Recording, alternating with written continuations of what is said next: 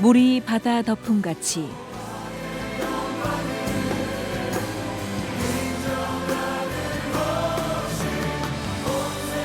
하나님의 영광을 인정하는 것이 온 세상에 가득하기를 기도하며 전북 CBS가 마련한 말씀 전파의 시간, 물이 바다 덮음같이, 오늘 말씀에 극복하게 하시는 희망의 빛이란 제목으로 정읍 명성교회 권영준 목사입니다.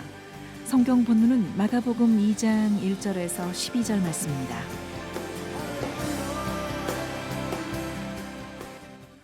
우리 인생을 살다 보면요, 사람들이 참 우리 인생이 뭘까 이렇게 좀 궁리하면서 나름대로 여러 정의들을 해봅니다.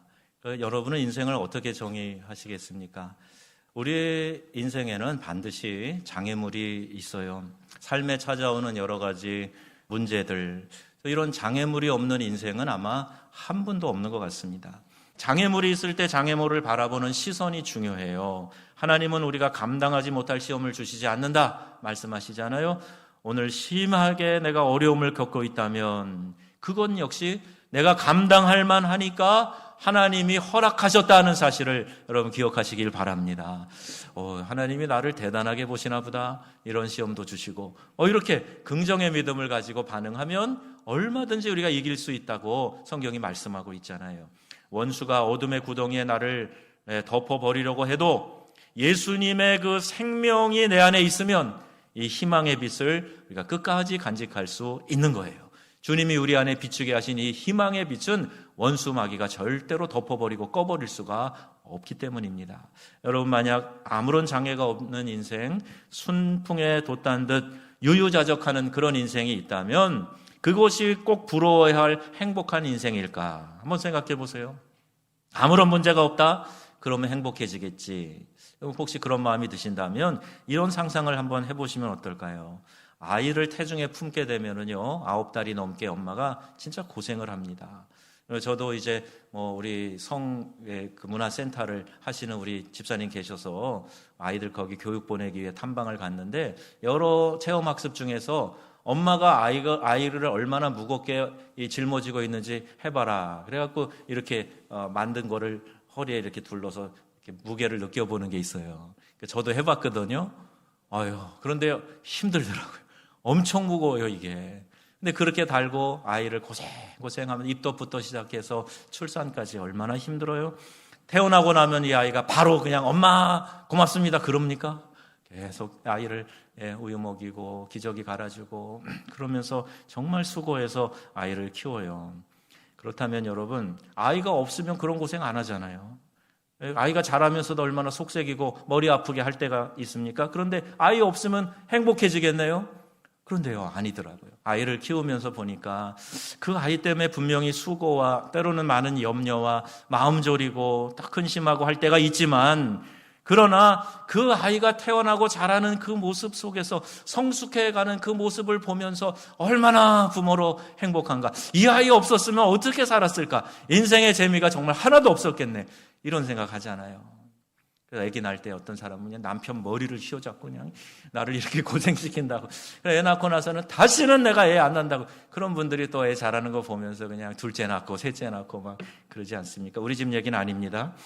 그런 일들이 있어요. 그러니까 아이 키우면서 그만큼 보람이 있고 기쁨이 있다는 얘기죠. 인생에 찾아오는 장애도 딛고 일어서기만 하면 한 단계 더 성숙한 인격과 신앙을 소유하게 될 줄로 믿습니다. 진주조개 얘기하시잖아요. 조개 안에 불순물이 들어와요. 모래알이든 조개 껍데기든 이런 게 해양 불순물이 들어오면은 이게 너무 아프니까 그냥 분비물을 내서 감싸고 덜 아프게 하려고 부드럽게 감싸고 하다 보니까 거기 영롱한 진주가 맺히게 됐다는 얘기예요.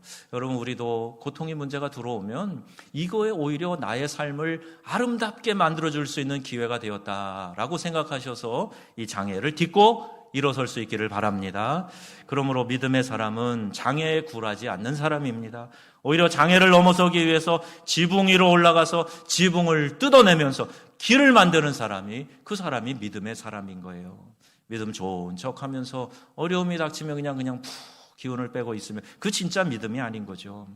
정주영 회장님이 생전에 잘 하던 말씀이 도대체 해보기는 한 거야? 이런 얘기를 잘 하셨대요. 그 사장들에게 또 비서진들에게 그런 이야기를 자주 던졌다는 거예요. 의지와 신념만 가지고도 이런 소신 있는 발언을 하는데 믿음의 사람들이 왜 그렇게 부정적인 말을 하고 믿음 없는 이야기를 하고 왜 그렇게 나약한 채 주저앉아 있냐 말이에요. 길이 없으면 길을 내고 길을 낼 수 없는 곳이면 지붕이라도 올라가서 뜯어낼 그런 생각은 왜 안 합니까? 동굴에 갇히지 말고 이 동굴을 뚫어서 터널을 내면 되지 않습니까? 그런데 그 동굴이라고 거기 퍽 갇혀가지고 한숨만 쉬고 있으면 그 믿음은 도대체 어디 있는 거예요? 교회 가기 싫을 때, 예배보다 더 중요한 일이 있다고 생각이 들 때 예배 안 드려도 된다는 상황적 합리화가 코로나 이후에 더 크게 심각해져 가는 이때가 아닙니까? 그러나 시대와 문화는 달라져도 우리의 행위를 결정하는 모든 의식과 그 문화를 넘어서는 변치 않는 절대 기준이 있는데 그게 바로 하나님의 말씀입니다. 하나님의 말씀이 내 인생의 규범이 되고 있습니까? 가고 서고 말하고 행동하는 삶의 기준이 과연 하나님의 말씀입니까? 여러분, 우리가 늘 이걸 점검을 해보아야 합니다. 만약 그렇다면 하나님의 말씀과 타협할 그 어떤 상황적 필요성이 있을 수 없어요. 말씀에 우리에게 주일에 예배 잘 지켜라, 주일 성수하라고, 주일을 거룩하게 지키라고 하고 있지 않습니까? 아예 십계명에 우리에게 주신 말씀이에요.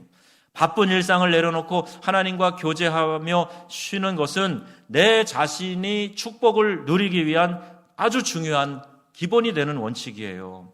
계명을 지키며 살아가라. 그 계명을 지키는 것이 하나님이 우리에게 어떤 족쇄를 주고 굴레를 만들고 그러는 게 아니고 우리 잘 되라고 행복하고 형통한 삶을 살으라고 계명 지키라고 하시는 거죠. 11조 예물을 드리면서 삶의 우선순위가 뒤바뀌지 않도록 하나님이 내 인생의 공급자인 것을 정확하게 고백하고 청지기로 선한 경영을 하며 살으라고 그렇게 명하고 계시는데 이거 사람이 만들어낸 거라고. 여러분, 주님의 몸된 교회에 헌신하는 일은 사람의 필요에 의해서 만들어낸 것이 아닙니다. 타협 없이 지켜야 할 하나님의 말씀인 줄로 믿으시기를 바랍니다. 하나님이 우리에게 명하신 거란 말이에요. 그 교회 공동체, 주님의 몸 공동체를 통해서 이 세상에 복음 전하고 잃어버린 영혼들을 찾아내라고 하나님이 세우신 거예요. 말씀이 절대 기준이 아니라 이혈령 비혈령 한다 그러죠. 이렇게 저렇게 갖다 붙이면서 합리화하는 거예요. 만약에 그런 핑계를 댄다면은요, 내가 하지 않아도 될 핑계는 어떤 일에 대해서 수십 가지는 될 수 있습니다. 여러분, 교회에서 목회자가 또 주변에서 우리 교구장들이, 장로님들이, 권사님들이 막 권면하면서 이거 하십시오, 저거 하십시오. 그런데 저는 못해요, 저는 안 돼요, 이렇게 변명할 수 있는 소지가 많아요. 변명하려고 작정을 하면. 그러나 아멘, 해보겠습니다, 순종하겠습니다, 그리고 나서잖아요. 그러면 웬만한 장애는 다 우리가 극복하고 감당할 수 있습니다. 제가 해봤어요. 제가 목회 7년 여기 하면서요, 몸이 아파가지고 시간이 없어가지고 막 그러는 분들 총여전도 회장 시켜놓고 권사회장 시켜놓으면요, 하나도 안 아프시더라고요. 그해 시간이 어디서 나셨는지 시간 내셔갖고 잘 하시더라고요. 그렇다고 다 총여전도 회장, 다 권사회장 시킬 수는 없잖아요.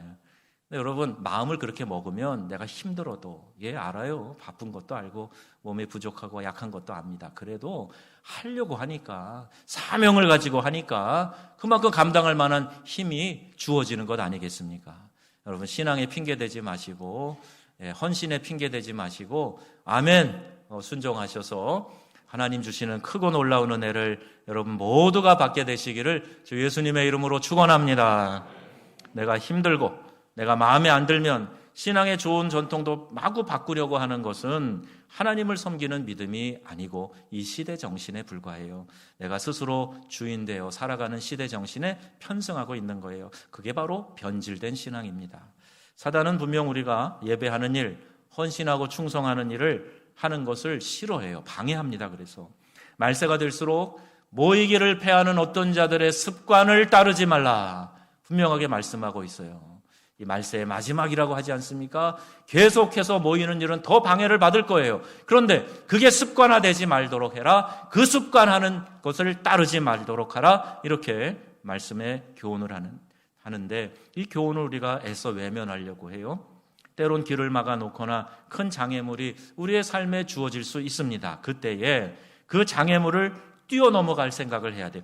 돌파할 생각을 해야 됩니다. 장애물이 가로막혀 있으면 내가 지붕이라도 올라가야지, 지붕을 뜯어서라도 이 목적을 이루어야지, 이렇게 결단하면요, 여러분, 많은 경우에 그 장애가 오히려 작아지고 사라져버리는 것을 우리가 보게 돼요.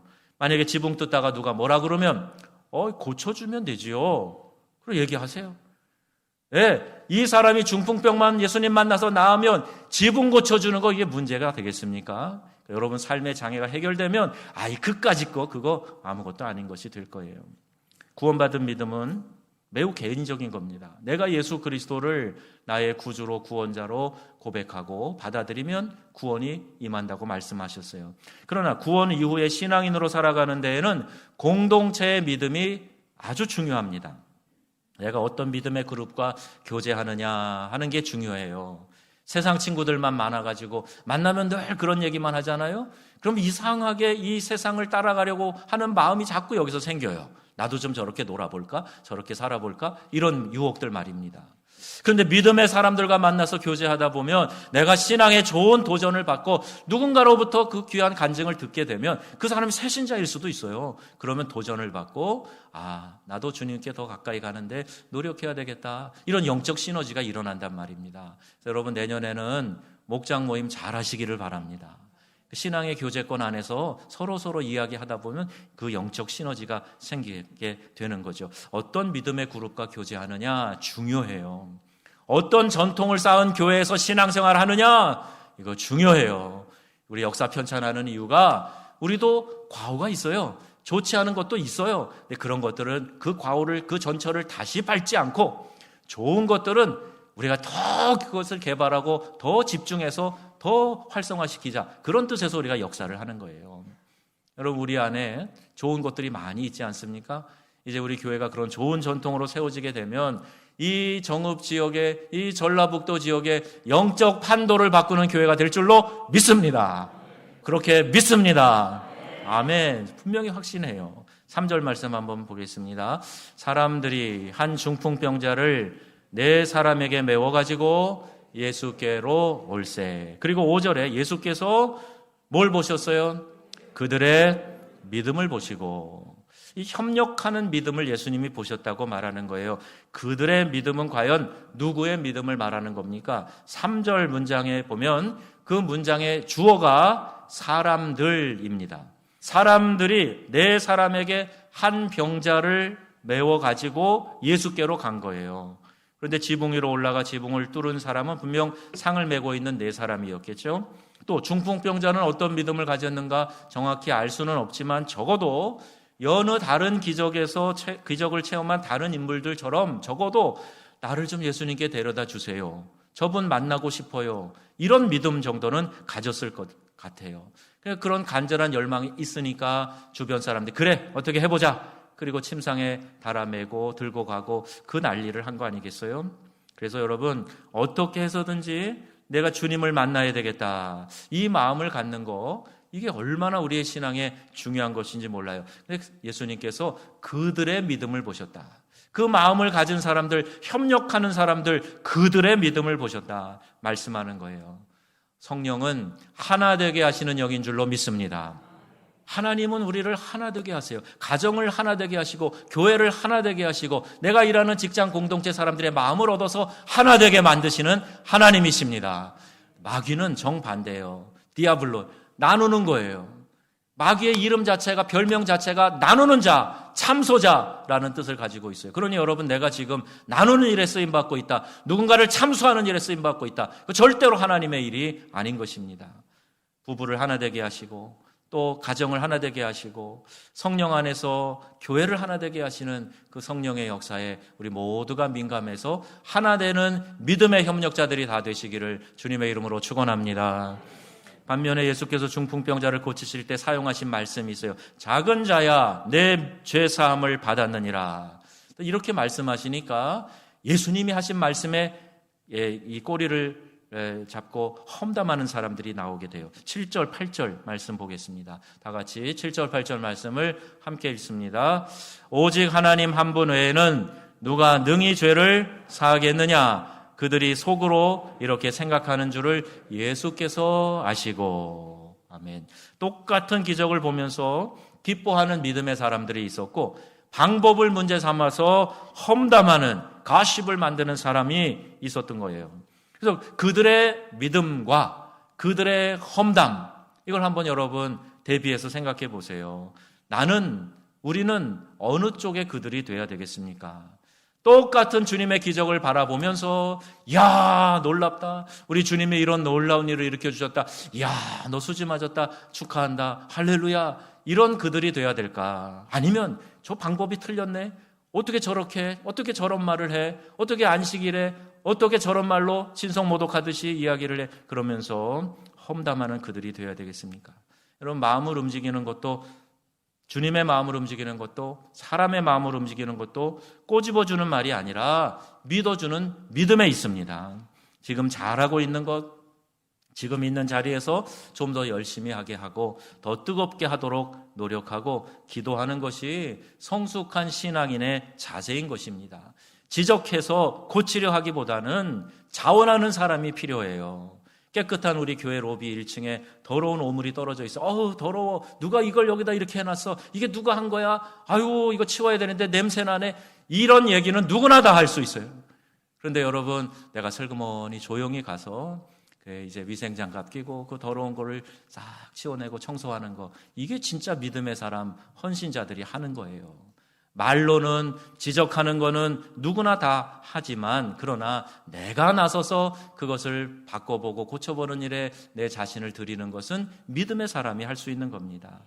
어떤 사람에게 정말 변화를 기대하신다면 격려해 주는 것 10 가운데 9이 돼야 돼요. 그리고 조심스럽게 한 가지를 그것도 부드럽게 이야기를 해줘야 됩니다. 그래, 범사에 지적하고 고치라고 말하면 그거 듣는 사람 힘을 잃게 될 가능성이 매우 높습니다. 여러분, 이 원리는 자녀 양육을 포함한 모든 대인관계에 다 적용됩니다. 사랑으로 격려하면 내 자녀도요, 야, 내가 정말 너 사랑하니까, 내 자식이니까 너 참 훌륭한데 옥의 티 같은 거 요거 고쳐. 그리고 항상 고쳐. 이 이야기만 하면요, 그게 고쳐집니까? 고쳐지기는커녕 아이가 주눅들고 이제 엄마 말 듣기 싫어하고 오히려 이상하게 반항하고 빗나가는 일이 더 많아요.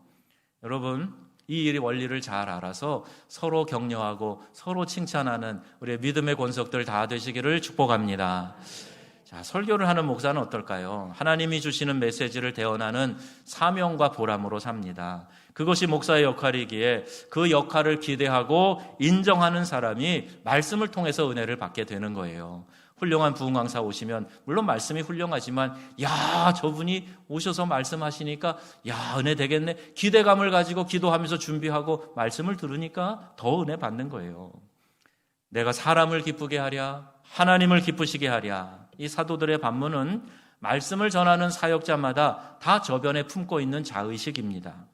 이 의식이 살아있어야 진정한 하나님의 종, 진정한 메시지를 전하는 메신저가 될 수 있는 거예요. 하지만 현실은 그렇게 넉넉하지 않아요.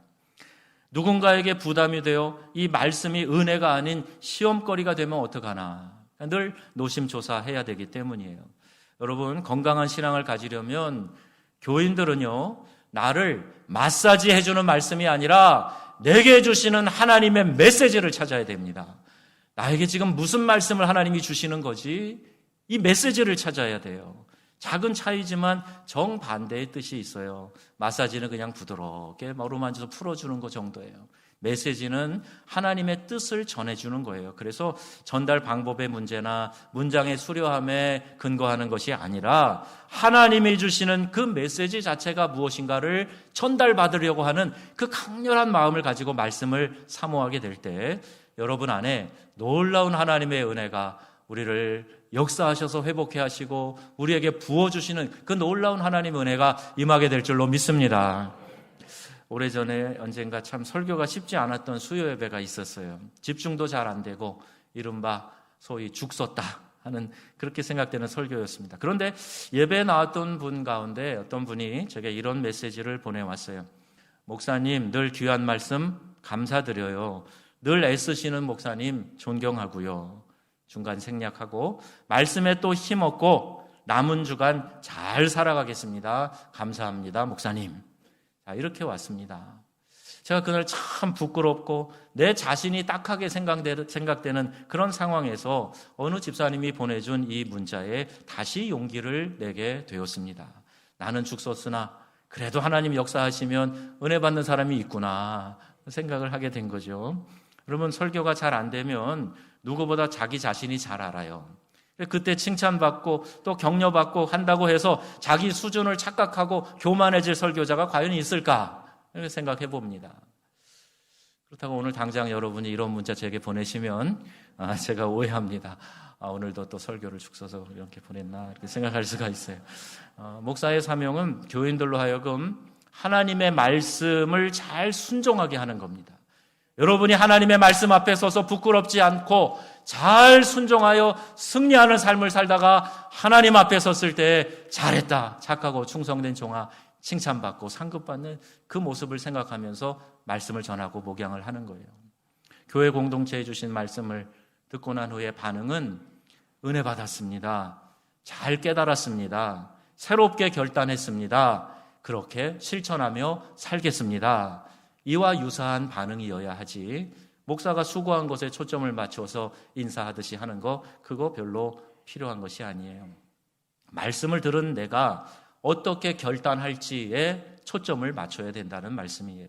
우리 교회는 하나님의 말씀을 잘 받아들이고 삶에 적용해서 주님께 칭찬 듣는 믿음을 소유하는 그런 교회 되기를 바랍니다. 그런 성도님들 되시기를 바랍니다. 주님의 몸된 교회를 사랑하고 사역자들을 격려하고 교회에 대한 사랑과 자부심이 넘치는 모습으로 더욱 성장할 수 있기를 축복합니다. 믿음은요, 길이 없는 곳에 길을 내는 거라 그랬죠. 한계를 넘어설 수 있도록 인도하시는 주님 앞으로 무슨 방법을 써서라도 어떤 노력을 해서라도 주님 앞으로 나가겠다 결단하고 나가는 게 그게 믿음이라 그랬어요. 믿음은 주님께 나가는데 방해가 되는 일을 없애기 위해 지붕이라도 올라가서 지붕이라도 뜯어내는 적극적인 결단, 이게 믿음입니다. 나는 팔짱 끼고 뒤로 이렇게 처져 늘어져 있으면서 하나님 어떻게 해보세요. 이건 믿음 아닙니다. 그래서 여러분, 이 말씀을 들으시고 도전받으시고 일어서시기를 바라요. 뛰어가시기를 바랍니다. 주님께 가까이 가려고만 하면 그 장애가 슬그머니 없어지고 사라져버리고 우리가 돌파할 수 있는 능력이 생기는 거예요. 우리 모두가 이 믿음을 회복해서 장애를 극복하게 하시는 희망의 빛이신 예수, 능력의 빛이신 그 예수님을 저와 여러분의 삶에서 체험할 수 있게 되기를 우리 주 예수님의 이름으로 축원합니다.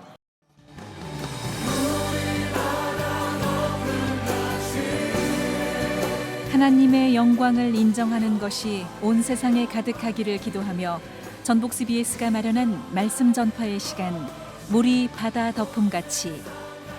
오늘 말씀에 정읍 명성교회 권형준 목사였습니다.